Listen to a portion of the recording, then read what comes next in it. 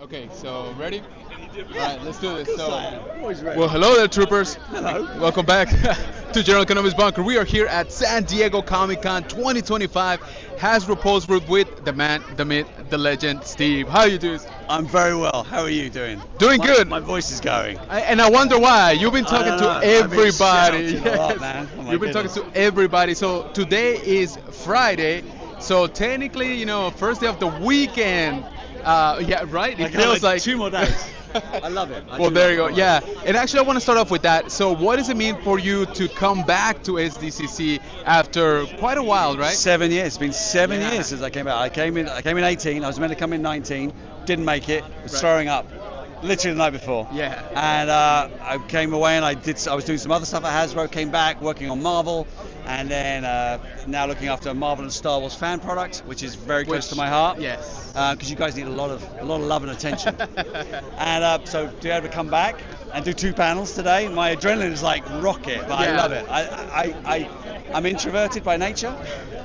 So You guys wouldn't know it by When looking I- at him when running I- this booth, guys. Like, seriously. when I finish with this guy, I'm just going to be like going hide in a corner and just like do nothing, just Yeah. curl up in a ball and rock. Well, we want to thank you for expending your social battery with us here today. You're welcome. Always welcome. I So love for it. I a love little it. bit of context, guys, Hasbro just dropped quite the banger with a new Haslabs Star Wars The Vintage Collection gunship. Okay, based on Episode 2. This thing is massive. It's gorgeous. It's like right over there. It's very busy. Okay. Chris is showing everybody all about it. Yeah, that guy's voice is going to be tired. Yes, the man of the hour right now. But so I want to ask you, for Hasbro, what does it mean? Because currently you're about to launch, of course, the gunship Haslab, right?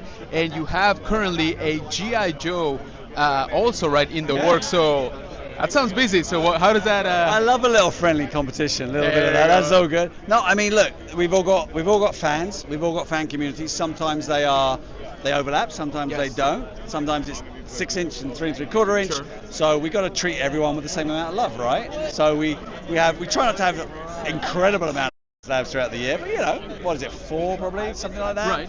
And sometimes they overlap. Yeah. Just the way of things. A lot of it depends on when we're actually developing it. And when we can go to get it all made and shipped and developed. Sometimes there's some natural overlap just because Sure. they have to, but we try and space it out and Yeah.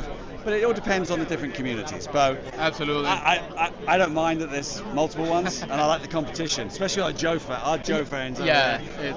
it's gorgeous. They go on Haslabs like Yeah. rocket fuel. Yeah, They're yeah, brilliant. yeah. I was gonna say, we had the actual Haslab here for GI Joe also, and we had it for a couple of days now, and it is gorgeous. All right, so shout out to all of you, my GI Joe collectors. I'm actually a little bit glad I'm not collecting right now GI Joe because I would be in so much trouble. My wife, would probably kill me if I show up with 2 Haslabs in 1 year. Okay, I'll just say that. But another thing that I wanted to say is you are a collector yourself. I am. Right, and you've been kind That enough would be to bad share. if I wasn't, wouldn't it? It would be really And you're like, no, hypocritical. I hate these things. I don't know why people buy this. I don't get it. I don't get it. And I know that like the Kenner stuff is very near and dear to your It heart. is.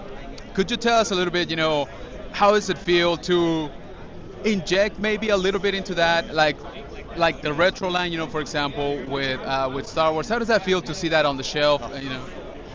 Don't make me cry. I mean, listen, it's a very, very special thing. Like I was a Star Wars kid as a kid. I had other stuff as well, but like Star Wars was really a foundational thing for me. And to be able to go back and collect Yeah. my childhood. And for those of you who follow me on Mr. Stevie 18, I have my Detolfs and I have my little cubes with little memory sections. And to be able to go and collect that, collect a finite number of things. I think that's important to me as well. Like, I don't collect lines that are ongoing. Sure. I find it a bit intimidating. I like. It's a little bit smart, guys. Okay. Yeah, I like a little bit of. There's 12 of those, or there's 8 of those, or there's that many Indiana Jones figures. I like collecting those. So to be able to do that is one thing.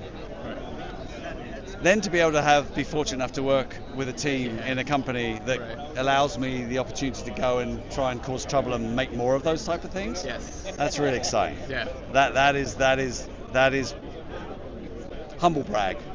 So, I feel so fortunate. In that vein, was there ever a time where you're like, which one I wanted, when I was a kid?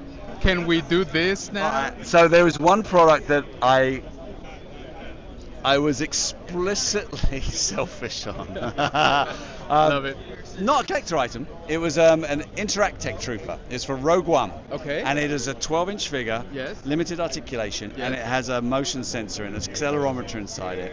Right. And it does the Wilhelm scream when you Yes. throw it or you drop it or you hang it upside down. It talks. Beautiful. When I was a kid, all I wanted was a figure that, when it fell out the tree or fell out of my windowsill, would scream the Wilhelm scream. So when I got onto Star Wars in my first tour of duty in like 2015, 2016 for Rogue One, I was like, let's do this. doing I this. want to do Awesome. this. So that is probably my only real, overtly selfish Stevie thing that I've made. That's awesome. So far. Yeah, I was gonna say we still got time. Now we got Marvel and Star Wars, so Yeah. just keep that in mind, guys. Yeah. So last question that I wanted to ask you is, SDCC obviously a huge show for the collector community, for the geek community overall.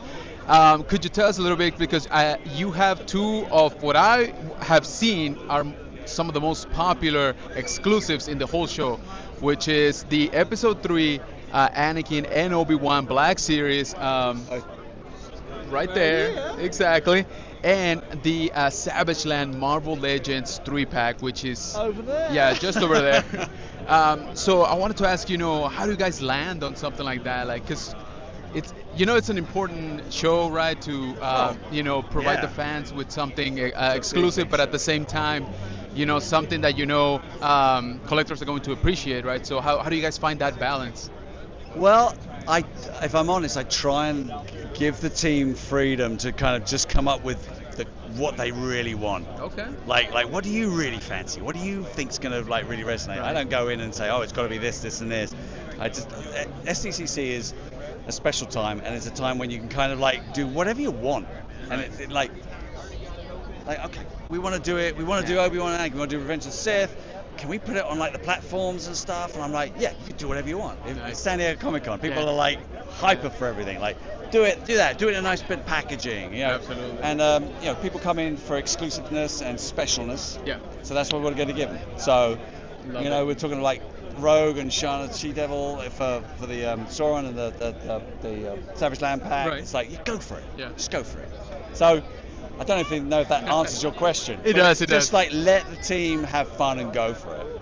That's awesome, and absolutely. Last question. So when the show closes, do you get to wear those new helmets now? As I said, I'm too pretty to wear that one in the panel. And the Spider-Man one, I played around with that one. That's good fun. I Absolutely love it. I like that one. Yeah, so want to say thank you on behalf, of course, of our channel here, The Legacy of Nerd and General Kenobi's Bunker, and for the collecting community. We really appreciate you sharing all the updates, all the little hints, like with the Haslabs leading up to it. I don't know if you guys saw that. You should have. Hints. Small little clues. PR guys. Yeah, not what do you that mean? we'll admit here on camera. But so I just want to say thank you, and thank you so much for taking the time for chatting with us. And me personally, I want to thank you because you were kind enough to give us a booth tour during preview night, and that was awesome. Okay, just to go along all of this with you, dream come true. So thank you so much. You are, and will be welcome. Thank you. And again, we hope to see you at many more of these conventions, so we get to keep bugging you for secrets. I'll see you at the next one, boys and girls. We'll see you next time.